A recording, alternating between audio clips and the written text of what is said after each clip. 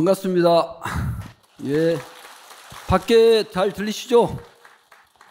밖에 잘 들리신가요? 대답 소리가 잘 안 들리네. 잘 들리세요? 예, 좋습니다. 기분이 상했어요? 기분 좋으시죠? 날씨가 밖에 있어도 이제는 조금 쌀쌀하지만 그래도 기분이 좋은 계절이 됐습니다. 역시 부처님이 오신 날은 좋은 날입니다. 그러시죠? 예.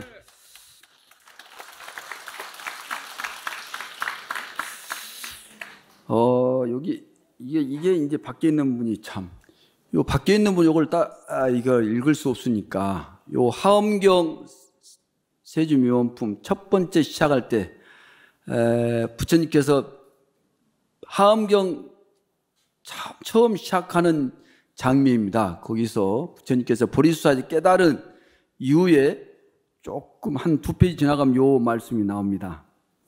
한번 같이 읽어보시죠. 세존께서는 일체 법에서 최정각을 이루시고 지혜는 삼세에 들어가서 모두 평등하여지고 그 몸은 일체 세간에 충만하시며 그 음성은 시방국토를 다 따르시니 마치 허공이 온갖 물상을 다 포함하고 있으면서도 모든 경계에 분별이 없는 것과 같았다. 또 허공이 일체 것에 두루 하지만은 모든 국토에 평등하게 따라 들어온 것과 같았다. 이게 이렇게 읽어졌는데요. 실은 이게 이제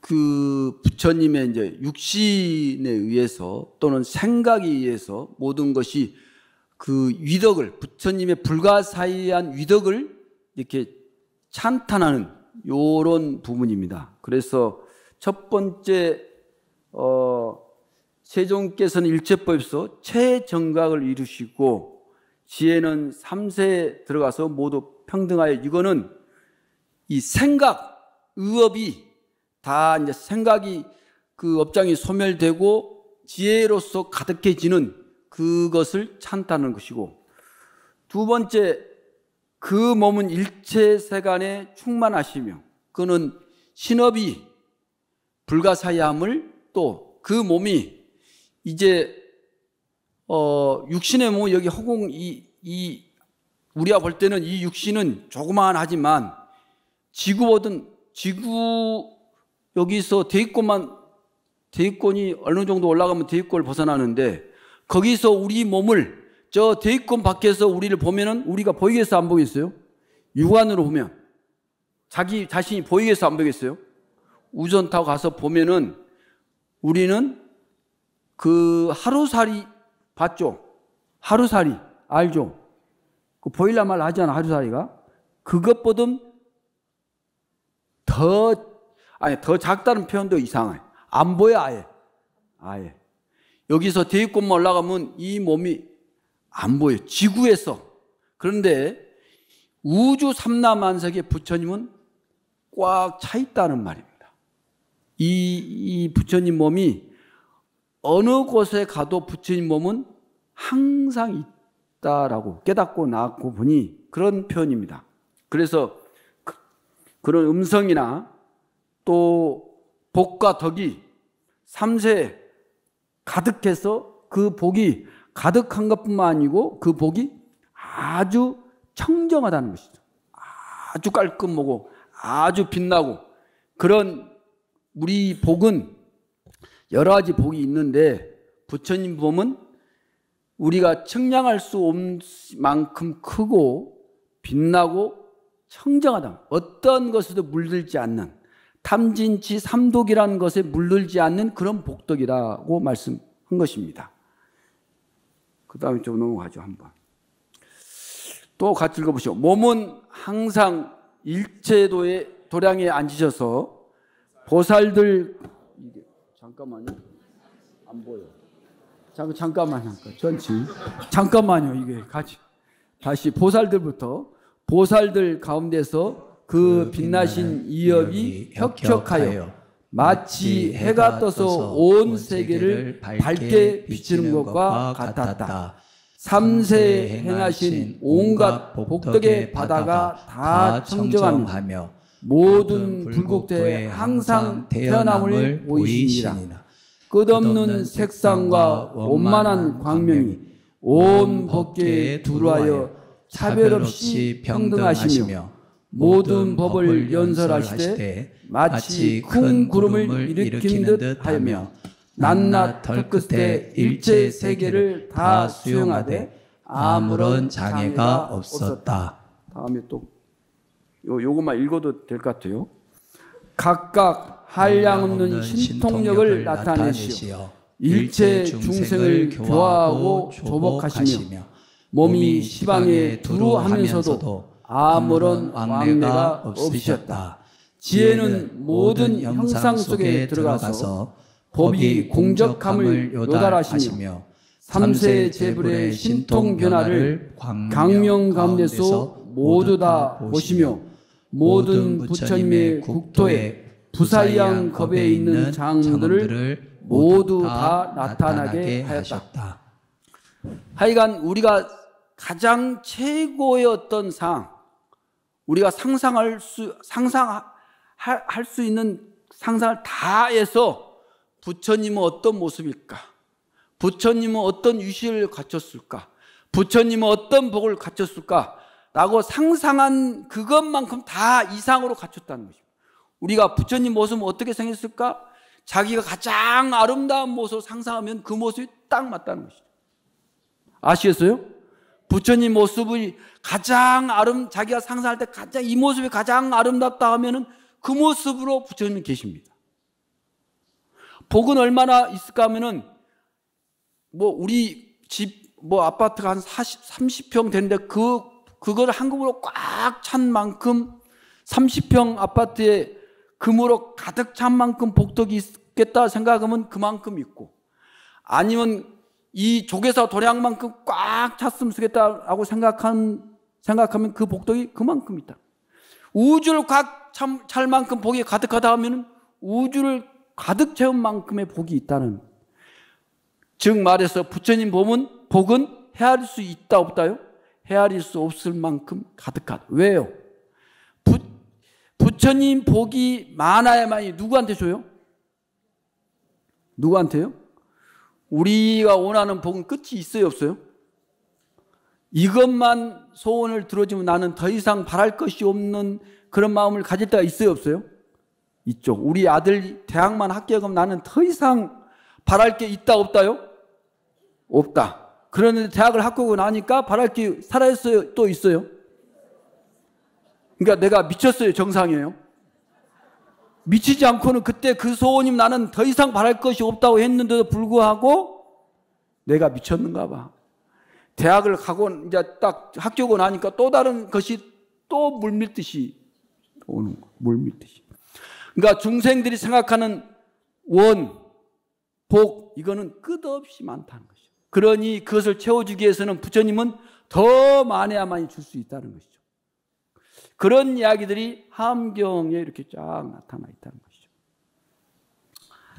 그리고 그 다음에 요거는 39분의 그러니까 백사이 성중이 있고, 그 중에 또 우리가 자주 이렇게 모시는 신들, 하음성중이 39분이 대표적인 이제 하음신중들이에요. 그분들은 최소한 조계사는 백사이 성중을 모시지만 조그만 전에는 백사이 성중을 모시기 어렵습니다. 생활을. 그래서 최소한 그래서 39분의 신중을 모셔야 된다. 그런데 그 39분의 신중들 중에 어떤 분이 부처님의 어떤 유실을 이렇게 찬탄합니다. 읽어보실까요? 같이. 잠깐만요.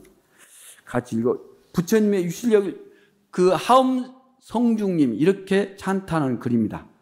중생의 제약이 깊고 두려움이란 백천겁 동안 부처님을 못 보아 생사에 표류하며 온갖 고통을 받을 때 이들을 구하려고 부처님이 세상에 오셨네.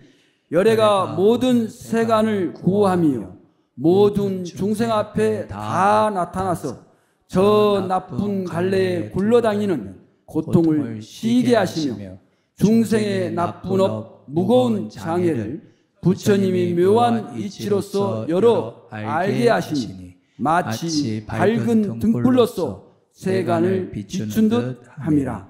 이렇게 부처님을 찬탄했어요. 그러니까 부처님이 이 세상에 오신 것은 우리의 온갖 고통을 뭐라고요?